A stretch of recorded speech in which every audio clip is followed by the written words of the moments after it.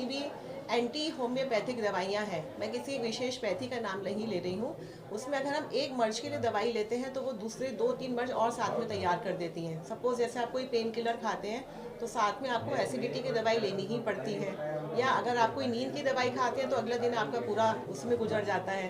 तो ऐसे में होम्योपैथिक दवाइयाँ जो कि बहुत सिंपल हैं और इनका कोई साइड इफ़ेक्ट नहीं होता है, बहुत ही ज़्यादा कारगर हैं।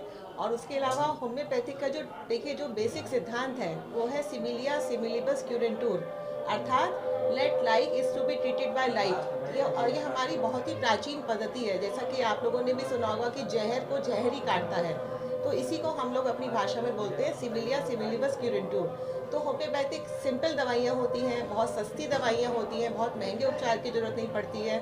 और ये एक मिथ है कि होम्योपैथिक दवाई देर से काम करती है, ऐसा कुछ नहीं है। अगर लक्षणों के आधार पर दवाई दी जाए तो ये बहुत जल्दी असर करती है। तो आज की भागती दौड़ती ज़िंदगी में जहाँ बहुत स्ट्रेसफुल लाइफ है, जहाँ बहुत ज़्यादा लोगों में तनाव रहता है, तो इसमें होम्योपैथिक दवाइयाँ बहुत ही कारगर हैं। और होम्योपैथिक दवाइयाँ प्रोफाइलेक्सिस के तौर पे भी काम करती हैं। जैसे कि आजकल इन्फ्लुएंजा चल रहा है, वायरल फीवर चल रहा है, तो उसके लिए एंटीडोज हम लोगों के पास होम्योपैथिक में मौजूद रहता है। तो ये दवाइयाँ प्रोफाइलेक्सिस के तौर पे भी, और बीमारी होने पर acute cases, chronic cases, skin cases, जितनी भी फीमेल डिजीज़ हैं, सभी में बहुत अच्छा काम करती हैं।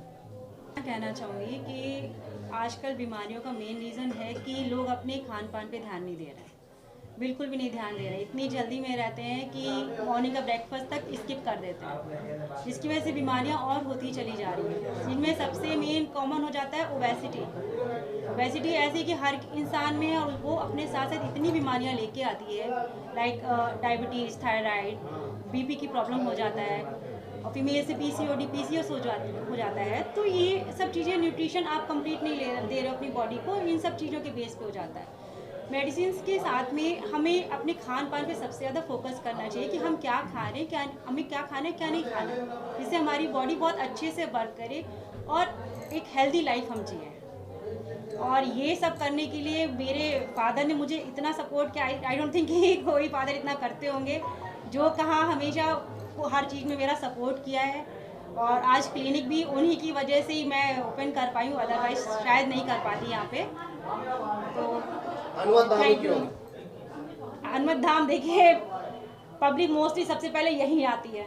डॉक्टर्स के पास जाने का कहते हैं, अरे कल चले जाएंगे, परसों चले जाएंगे, अरे शाम को चले जाएंगे, सुबह चले जाएंगे। अब मंदिर तो लोग भगवान के नाम पे आते ही आते हैं।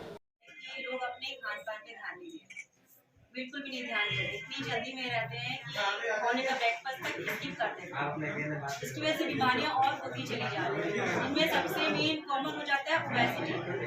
ओबेसिटी ऐसी कि हर इंसान में, और वो अपने साथ साथ इतनी बीमारियां लेके आती है, लाइक डायबिटीज, थायराइड, बीपी की प्रॉब्लम हो जाता है, फीमेल से पीसीओडी, पीसीओएस हो जाता है। तो ये सब चीज़ें, न्यूट्रिशन आप कंप्लीट नहीं दे रहे हो अपनी बॉडी को, इन सब चीज़ों के बेस पे हो जाता है। मेडिसिन के साथ में हमें अपने खान पान पे सबसे ज़्यादा फोकस करना चाहिए कि हम क्या खा रहे हैं, क्या हमें क्या खाना है, क्या नहीं खाना, जिससे हमारी बॉडी बहुत अच्छे से वर्क करे और एक हेल्दी लाइफ हम जिए। और ये सब करने के लिए मेरे फादर ने मुझे इतना सपोर्ट किया। आई डोंट थिंक कि कोई फादर इतना करते होंगे। जो कहा हमेशा वो हर चीज़ में मेरा सपोर्ट किया है। और आज क्लिनिक भी उन्हीं की वजह से ही मैं ओपन कर पाई हूँ, अदरवाइज शायद नहीं कर पाती यहाँ पे। हनुमत धाम क्यों? हनुमत धाम देखिए, पब्लिक मोस्टली सबसे पहले यहीं आती है। डॉक्टर्स के पास जाने का कहते हैं, अरे कल चले जाएंगे, परसों चले जाएंगे, अरे शाम को चले जाएंगे, सुबह चले जाएंगे। अब मंदिर तो लोग भगवान के नाम पे आते ही आते हैं। तो कम से कम ये हो गया कि हाँ चलो, मैं कहीं अलग से स्पेशली नहीं जाना एक पर्टिकुलर जगह, इस वजह से यहाँ पर। और दूसरा, मेरे फादर भी पास में है, तो इनके साथ मेरा टाइम